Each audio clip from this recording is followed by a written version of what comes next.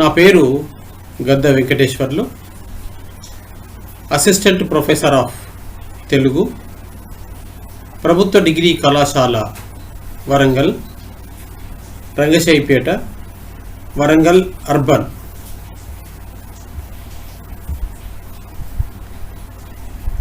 హనుమత్ సందేశము అను పాఠ్యభాగమును ఆతుకూరి మొల్ల రచించిన మొల్ల రామాయణంలోని సుందరకాండ నుండి గ్రహింపబడినది. దీనిని 6 భాగములుగా విభజింపవచ్చును. 1వది శీర్షిక పరిచయం, 2వది కవి పరిచయము, 3వది పాఠ్యభాగ సందర్భము, 4వది పాఠ్యభాగ సారాంశము, 5వది సందర్భ సహిత వ్యాఖ్యములు, చివరగా వ్యాకరణాంశాలు.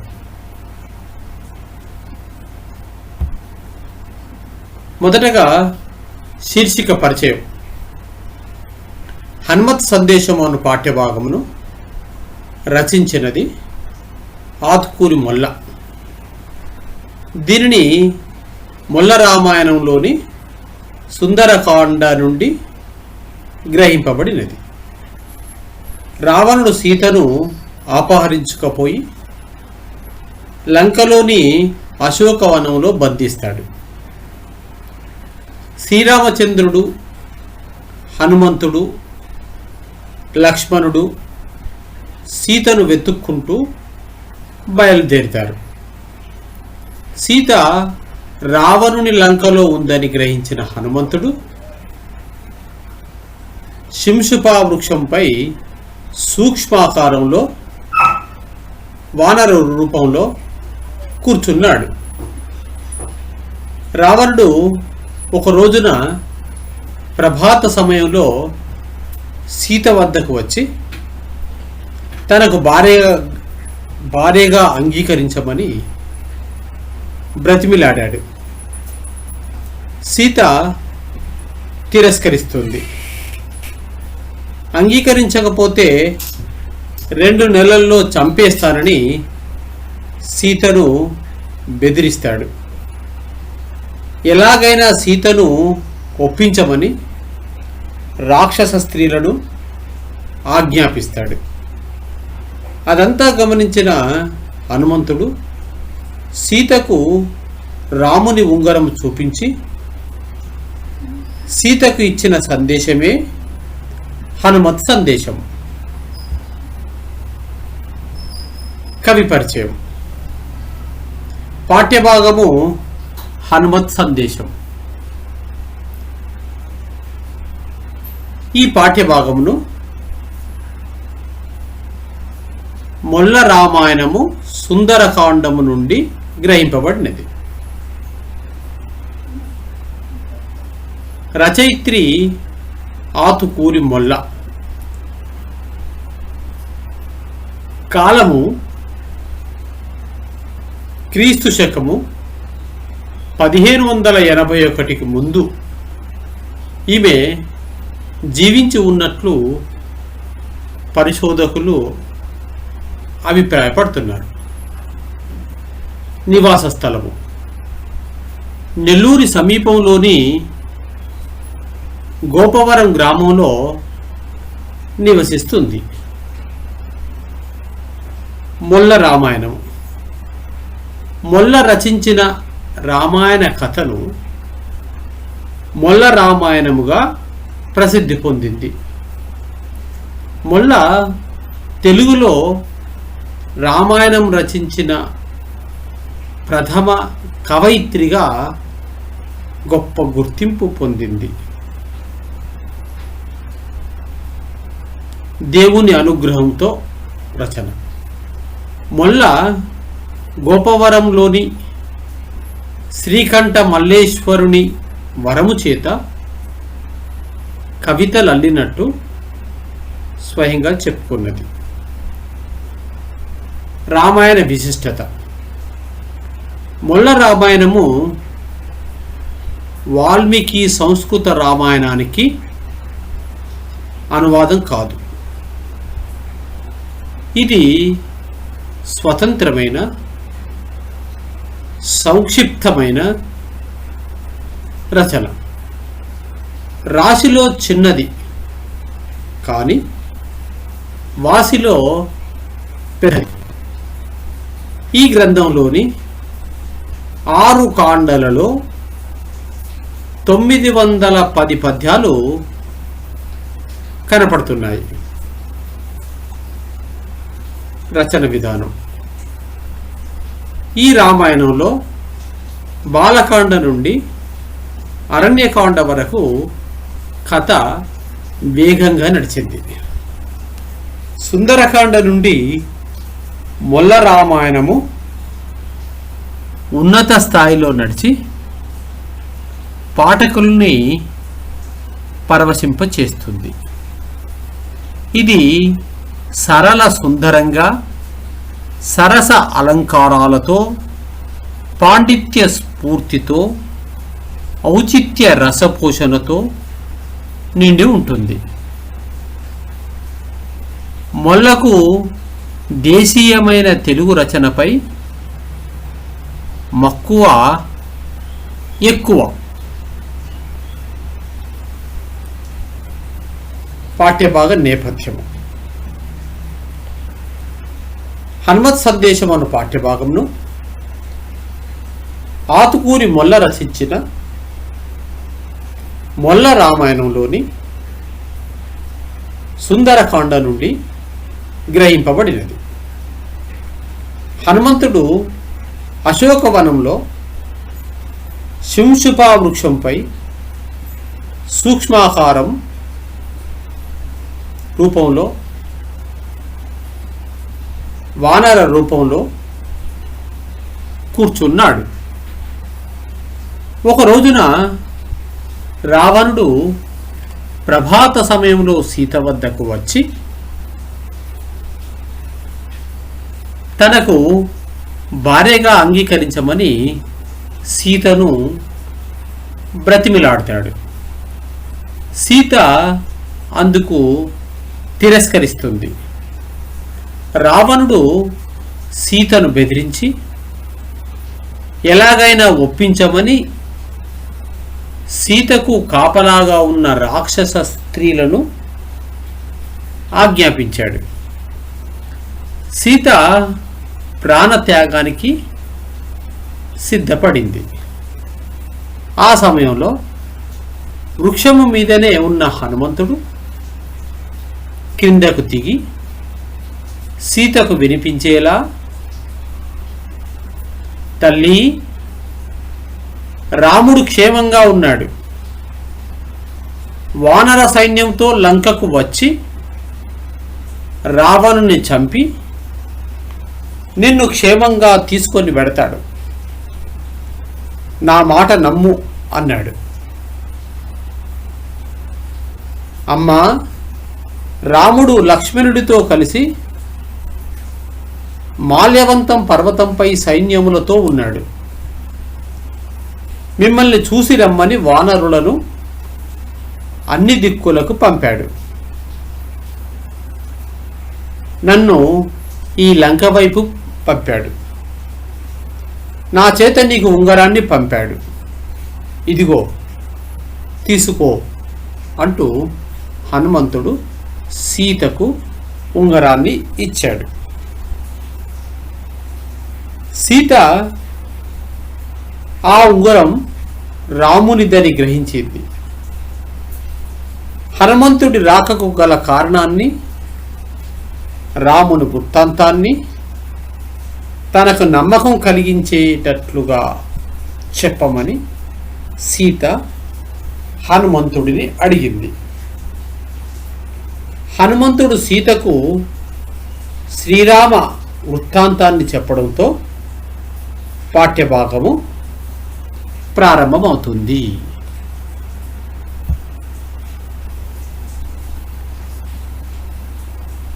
పాఠ్యభాగ సారాంశం. దీనిలో 4 అంశాల గురించి చర్చించుకుంటాం. మొదటిది హనుమంతుడు సీతకు శ్రీరామచంద్రుని గూర్చి తెలుపుట. సీత హనుమంతుని దీవించుట. సీతాదేవి శ్రీరామచంద్రునికి పంపిన సందేశం. హనుమంతుడు సీతను ఊరడించుట. ఈ అంశాలను గురించి మీరు నేర్చుకోబోతున్నారు.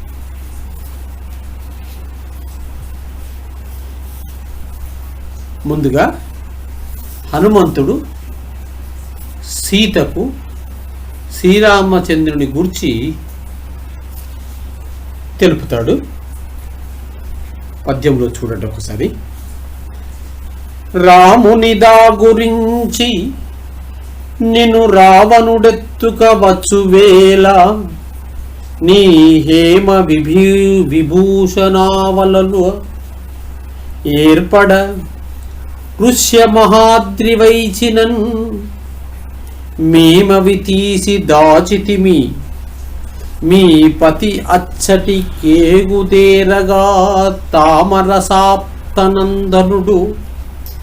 తానవి సూపిన జూచి మెచ్చుచున్.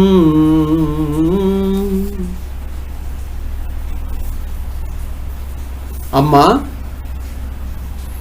రావణుడు నిన్ను అపహరించుకొని వచ్చేటప్పుడు నీవు బంగారు నగలను ఋష్యమూక పర్వతంపై పడవేశావు. వాటిని మేము తీసి దాచాము. రాముడు అక్కడకు వచ్చినప్పుడు వాటిని సుగ్రీవుడు చూపించాడు. రాముడు సుగ్రీవుడికి అభయమునిచ్చాడు. వాలిని చంపాడు. ప్రస్తుతం రాముడు వానర సైన్యముతో మాల్యవంతము అను పర్వతంపై ఉన్నాడు. నిన్ను వెదకడానికి వానరులను అన్ని దిక్కులకు పంపించాడు. మేము అంగదుని నాయకత్వంలో దక్షిణ దిశకు వచ్చాము. నేను సముద్రము దాటి వచ్చి నిన్ను చూశాను. రావణుడు నిన్ను పరుషంగా మాట్లాడినప్పుడు నేను ఆ చెట్టు మీద ఉన్నాను, అంతా విన్నాను అని హనుమంతుడు సీతకు చెప్పాడు. రాముడు నీలమేఘ ఛాయలో ఉంటాడు. ఆయన కన్నులు తెల్లని పద్మదళముల వలె ఉంటాయి. అతడు శంఖం వంటి కంఠము, పొడవైన భుజాలు కలిగి కపటం లేని శుభ లక్షణాలు కలవాడు. లక్ష్మణుడు మాత్రం బంగారు రంగు దేహం కలవాడు. మా తల్లి అంజనాదేవి వాయుదేవుని గురించి తపస్సు చేసి నన్ను పుత్రుడిగా పొందింది. నేను సుగ్రీవుని మంత్రిని. నా పేరు హనుమంతుడు. రాముడిచ్చి పంపిన ఉంగరాన్ని నేను నీకు ఇచ్చాను. దూతవట్టి చేతులతో వెళ్ళడం ఉచితం కాదు. నీ శిరోరత్నాన్ని నాకు ఇయ్యి అని హనుమ సీతను అడిగాడు. సీత హనుమంతుని యథార్థ రూపాన్ని చూస్తేనే గాని తాను అతన్ని నమ్మి తన శిరోరత్నాన్ని ఈయనని చెప్పింది. హనుమంతుడు ఆకాశం ఎత్తు వరకు తన శరీరాన్ని పెంచాడు. సీత చూసి సంతోషించింది. హనుమ తిరిగి సూక్ష్మ రూపం ధరించాడు. హనుమంతుడికి సీత తన శిరోరత్నాన్ని ఇచ్చింది.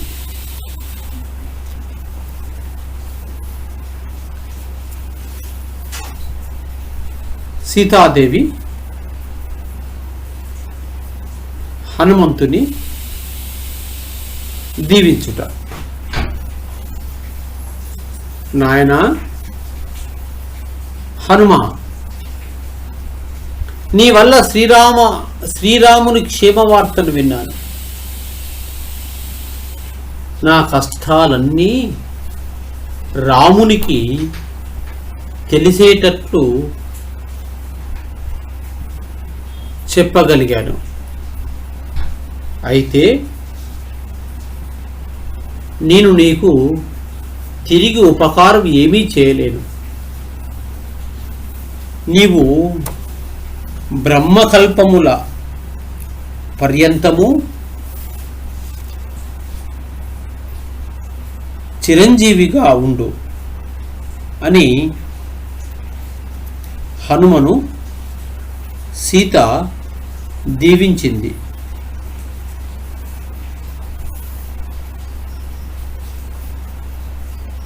సీతాదేవి శ్రీరామచంద్రునికి పంపిన సందేశం.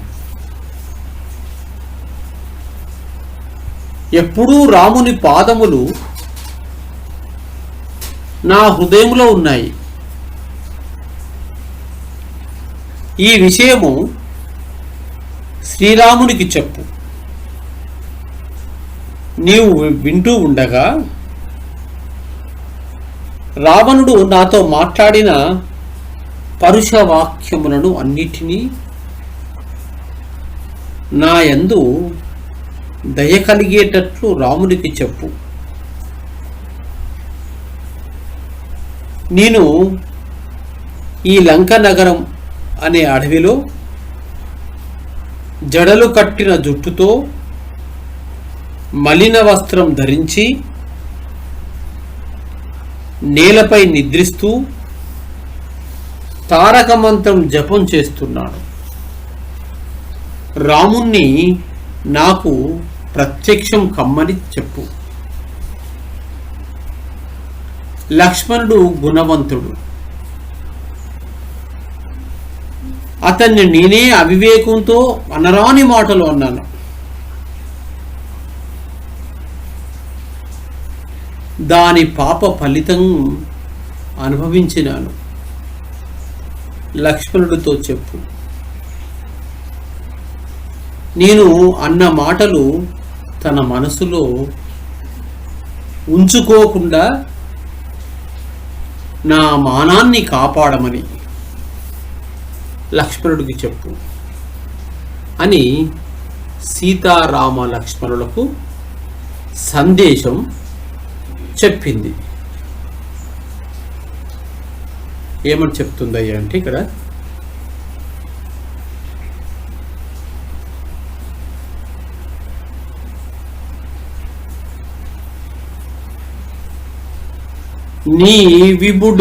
నీ విబుడబ్ధి దాటి ధరణీతలనాథులు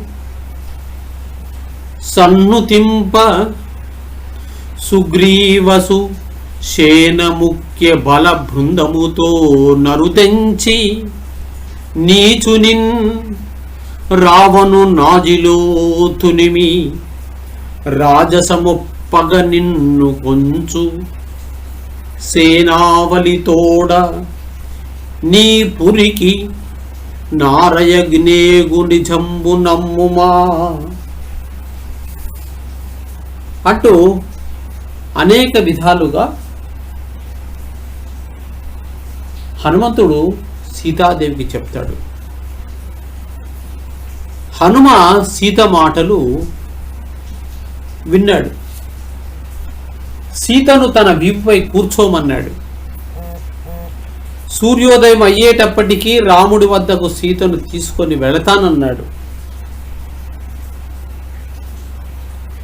హనుమంతుడు అంతటి సమర్థుడే అని సీత అంగీకరించింది. కానీ తాను హనుమంతునితో వేడితే రాముణ్ణి దొంగ అని లోకులు అంటారని చెప్పింది. రావణుడిని అతడి మిత్రులను చంపకుండా దొంగతనంగా తీసుకొని వెళ్ళడం రాజులకు తగిన పని కాదని హితబోధ చేస్తుంది. రాముడు ముల్లోకాలలో మహావీరుడు కాబట్టి రావణుని చంపి తనను తీసుకొని వెళ్ళడమే ధర్మం అని సీతాదేవి సందేశమిస్తుంది.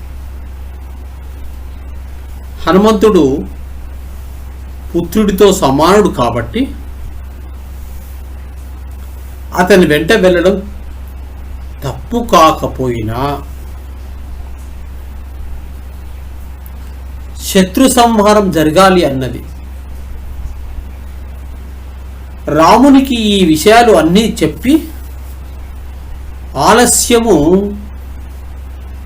చేయకుండా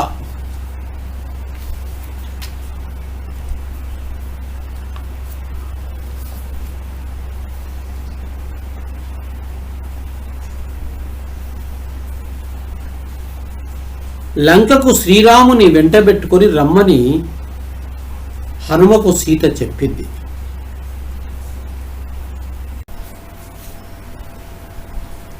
హనుమ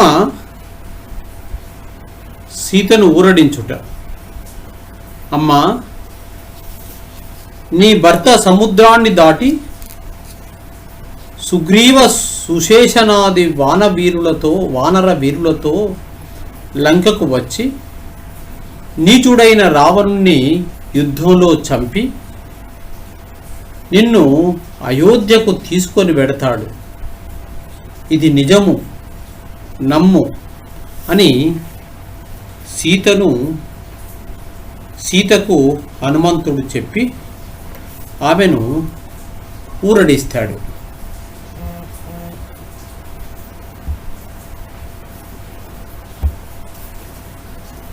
మరొకటి సందర్భ సహిత వాక్యములు. దీనిలో 6 సందర్భ సహిత వాక్యములు ఉన్నవి. వాటి గురించి మనం ఇక్కడ నేర్చుకుంటాం.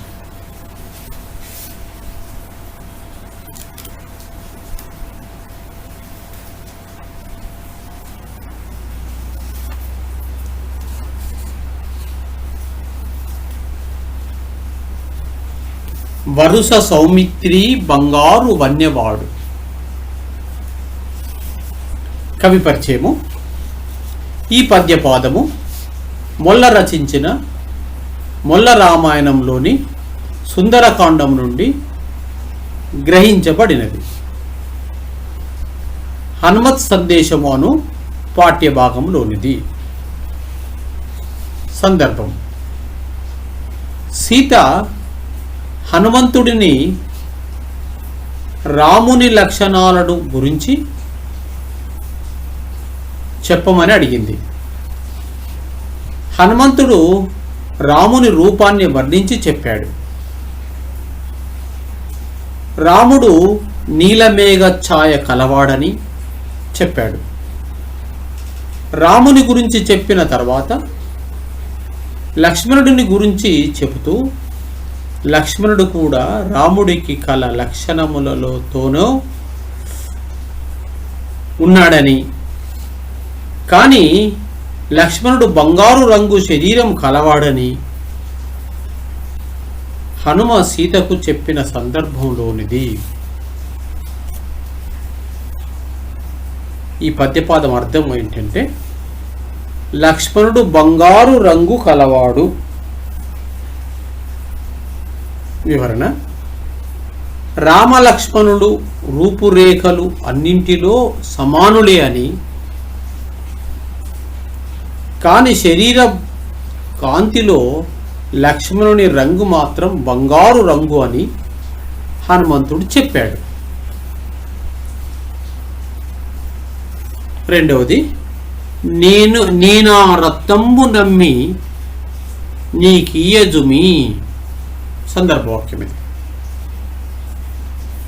కవి పరిచయము. ఈ పద్యపాదము మొల్ల రచించిన మొల్ల రామాయణంలోని సుందరకాండం నుండి గ్రహించబడిన హనుమత్ సందేశమును పాఠ్యభాగంలోనిది. సందర్భము: హనుమంతుడు రామలక్ష్మణుల గురించి సీతకు చెప్పి, తాను సుగ్రీవుని మంత్రిని, అంజనాదేవి కుమారుడనని చెప్పాడు. తాను వట్టి చేతులతో రాముని వద్దకు వెళ్ళడం దూతలకు తగిన పని కాదన్నాడు. ఆమె శిరోరత్నాన్ని తాను వచ్చినందుకు గుర్తుగా రామునికి చూపించడానికి తనకు ఇమ్మని హనుమంతుడు సీతను అడిగాడు. అప్పుడు సీత హనుమంతుని అసలైన రూపాన్ని తాను చూడకుండా అతన్ని నమ్మి తన శిరోరత్నాన్ని హనుమంతునికి ఇవ్వలేనని హనుమంతునితో చెప్పిన సందర్భంలోనిది.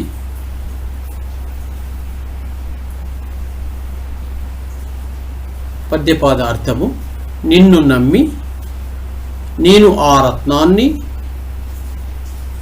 ఇవ్వను సుమా. వ్యాఖ్య: హనుమంతుని నిజ రూపాన్ని చూస్తే కానీ హనుమంతుడిని తాను నమ్మలేనని సీత చెప్పిందని భావము.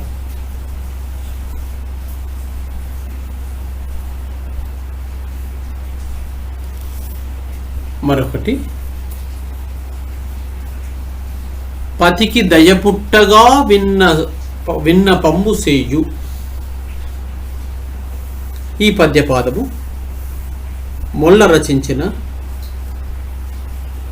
మొల్ల రామాయణంలోని సుందరకాండం నుండి గ్రహింపబడినది. హనుమత్ సందేశము అను పాఠ్యభాగంలోనిది. సందర్భము: సీత హనుమంతుని బ్రహ్మకల్పముల కాలం భూమండలంలో జీవించుమని ఆశీర్వదించింది. ఎప్పుడూ తాను శ్రీరాముని పాదములను విడవకుండా తన మనసులో నిలుపుకున్నానని రామునకు చెప్పమని కోరింది. రావణుడు వచ్చి గర్వముతో ఎన్నో కారులు పలికాడు. హనుమ, నువ్వు చెవులారా వాటిని అన్నింటినీ విన్నావు.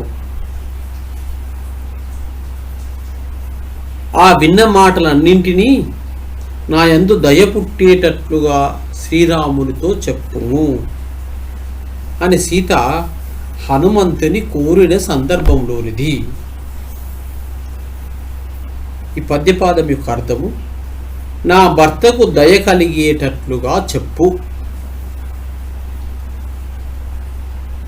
వ్యాఖ్య: రావణుడు పలికిన మాటలు విన్నా అన్నీ రామునికి చెప్పితే రామునికి సీతయందు దయ కలుగుతుంది అని సీత భావము.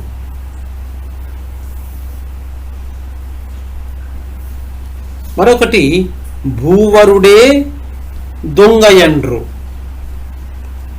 బుధనుత చరిత. కవి పరిచయము. ఈ పద్యపాదము హనుమత్ సందేశము అను పాఠ్యభాగంలోనిది. మొల్ల రామాయణము సుందరకాండ నుండి గ్రహింపబడినది. దీన్ని రచించినది ఆతుకూరి మొల్ల. సందర్భం: సీత లంకలో పడుతున్న కష్టాలను హనుమంతుడు చూశాడు. సీతారామ లక్ష్మణులకు తనను చెప్పమన్న మాటలు విన్నాడు. సీతమ్మను తన వీపు మీద కూర్చోమన్నాడు. సూర్యోదయం కాకుండానే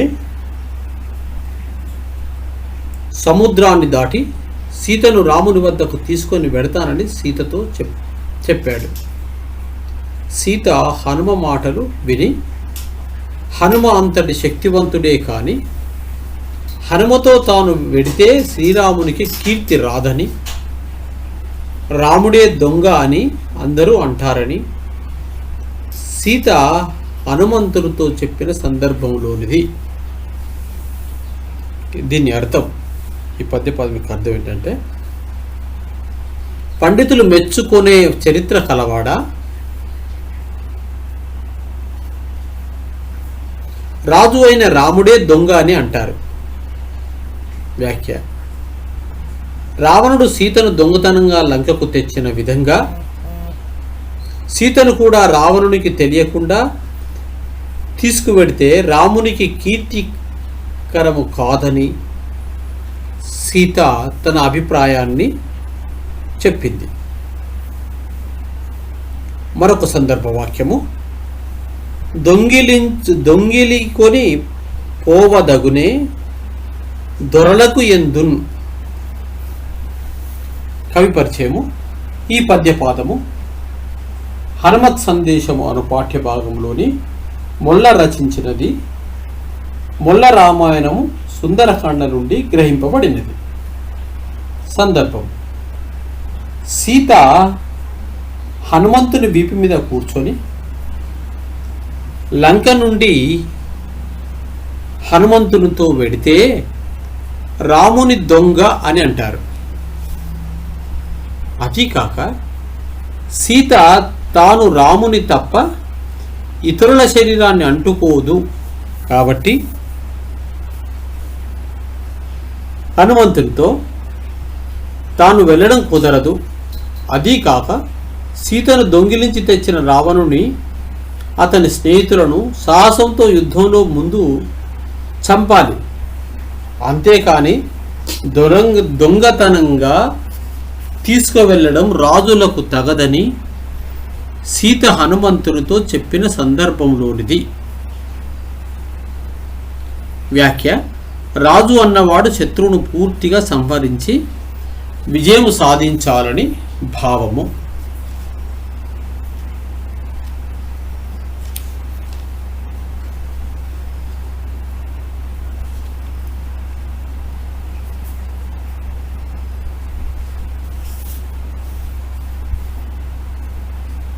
మరొకటి: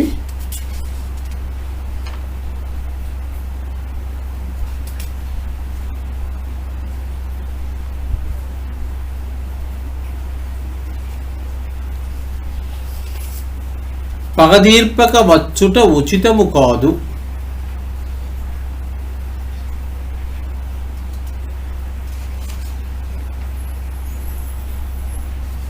కవి పరిచయము. ఈ పద్యపాదము మొల్ల చే రచించిన మొల్ల రామాయణం సుందరకాండ నుండి గ్రహింపబడినది. హనుమత్ సందేశం అను పాఠ్యభాగంలోనిది.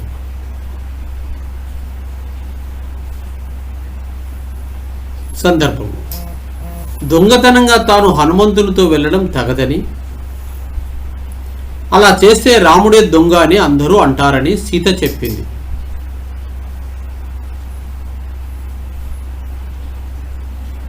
అదీగాక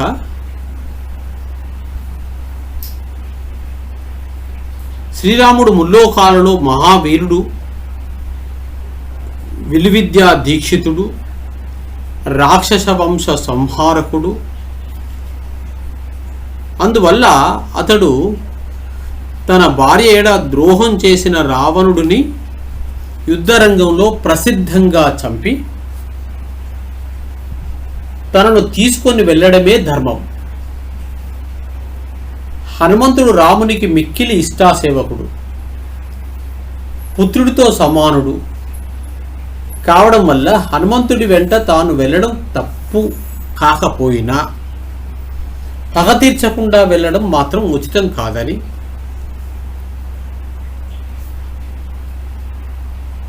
సీత హనుమంతునికి చెప్పిన సందర్భంలో ఉన్నది. పద్యపాదం అర్థం: శత్రువులు సంహరించి పగ తీర్చుకోకుండా రావడం న్యాయం కాదు. వ్యాఖ్య: పగ తీర్చుకొని రాముని వెంట తాను వెళ్ళడం ధర్మం అని సీత చెప్పింది. తన్ను అపహరించి తెచ్చిన రావణుడిని రాముడు చంపిన తర్వాతనే వెళ్ళడం ఉచితమని సీత అభిప్రాయము.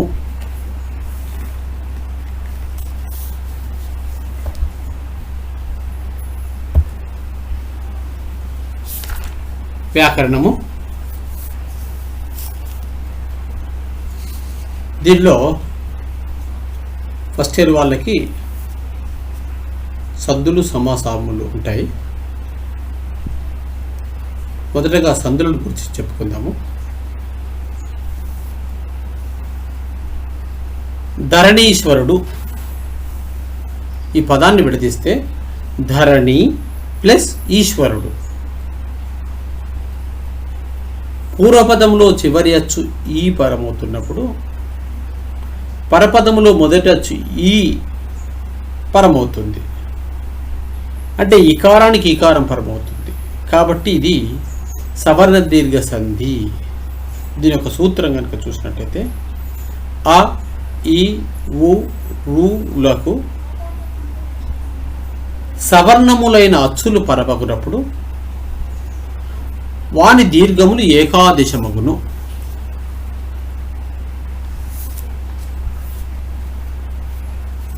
రెండవది జీర్ణాంబరము. జీర్ణ ప్లస్ అంబరము. దీనిలో పూర్వపదములో ఉన్న అకారానికి పరపదములో మొదట ఉన్నటువంటి ఆపరమవుతుంది. కాబట్టి ఇది కూడా సవర్ణ దీర్ఘ సంధిగా చెప్పుకోవచ్చు. దీని సూత్రం కూడా ఆ ఈ ఊరులకు సవర్ణములైన అచ్చులు పరమగినప్పుడు వాని దీర్ఘములు ఏకాదశమవుతున్నాయి. కాబట్టి ఇది జీర్ణాంబరము అను పదము సవర్ణ దీర్ఘ సంధి. మూడవది మహోగ్రతపము. దీన్ని విడదీస్తే మహా ప్లస్ ఉగ్రతపము. అంటే పూర్వపదములో చివరి అచ్చు ఏముంది? అకారం. పరపదములో మొదటి అచ్చు ఏముంది? ఉకారం. ఇక్కడ అకారానికి ఉకారం పరమవుతుంది. కాబట్టి ఏం రావాలి? ఓ రావాలి. కాబట్టి ఇది గుణసంధి అవుతుంది. దీని సూత్రం కనుక మనం చూసినట్లయితే అకారమునకు ఈ ఊ రూలు పరమగునప్పుడు క్రమముగా ఏ ఓ ఆర్లు ఏ కామ ఓ కామ ఆర్లు ఆదేశమగును.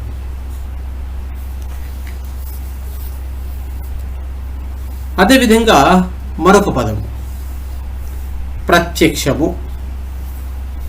ఈ పదాన్ని విడదీస్తే ప్రతి ప్లస్ అక్షము. ఇక్కడ పూర్వపదములో చివరి అచ్చు ఇకారానికి పరపదములో మొదటి అచ్చు అకారం పరమవుతుంది.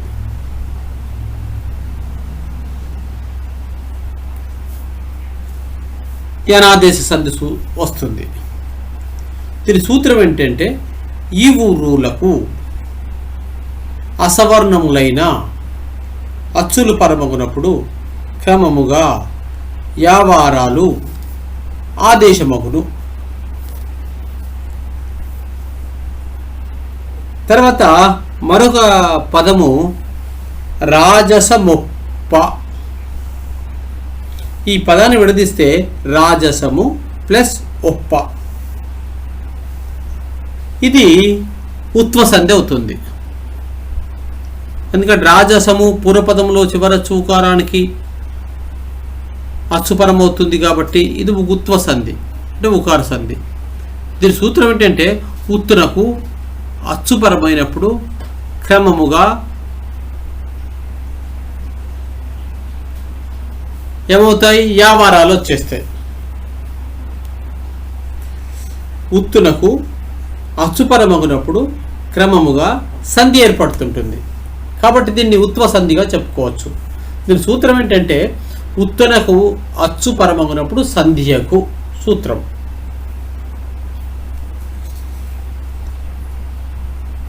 మరొకటి ఏంటంటే అక్కోమలి, సందులలోనే చివరి పదము అక్కోమలి.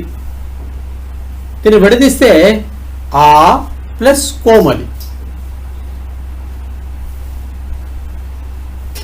ఆ ఈ ఏలను త్రికములు అంటారు. ఈ మూడు కనుక పూర్వ పదంగా వచ్చినప్పుడు వీటిని త్రికములు అంటారు కాబట్టి త్రిక సంధిగా మనం చెప్పుకోవచ్చు. దీని సూత్రం ఏంటంటే త్రికము మీది అసంయుక్త హల్లునకు ద్విత్వం బగు, ద్విరుక్తంబగు హల్లు పరమగునప్పుడు అచ్చికంబుగగు దీర్ఘంబునకు హ్రస్వంబగు. ఇది సూత్రం కామన్గా.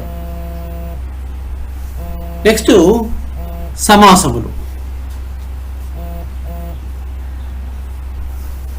సమాసములలో 6 పదములు తీసుకున్నాం ముఖ్యమైనటువంటివి. దాంట్లో మొదటిది వానర సైన్యము. దీని విగ్రహవాక్యము వానరుల యొక్క సైన్యము. యొక్క అనే శబ్దం వచ్చింది కాబట్టి విగ్రహవాక్యంలో తీసుకున్నాం కాబట్టి ఇది షష్ఠి తత్పురుష సమాసము. మరొకటి పుత్ర సముడు. దీని విగ్రహవాక్యం పుత్రునితో సమానమైన వాడు లేకపోతే పుత్రుడితో సముడు.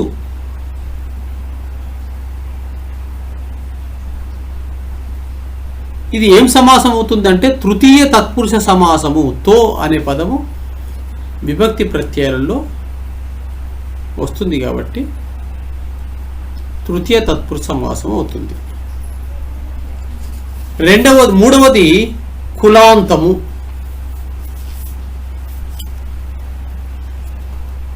కులం యొక్క అంతము.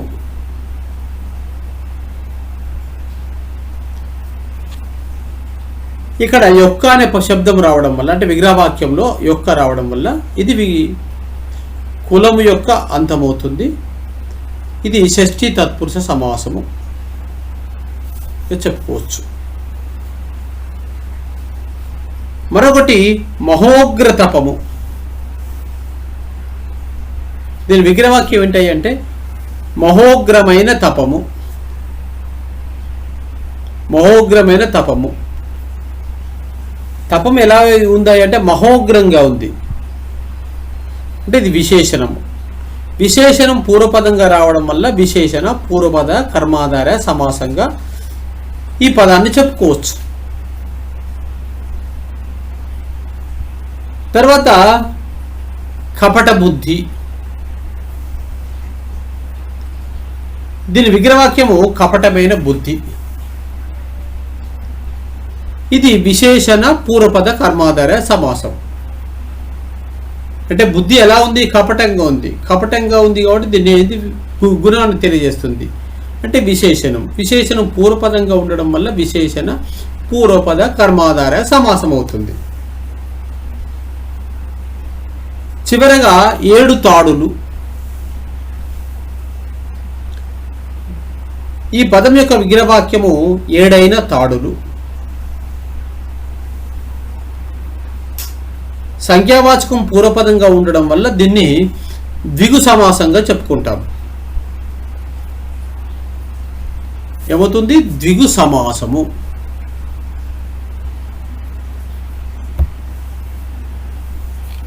ధన్యవాదములు.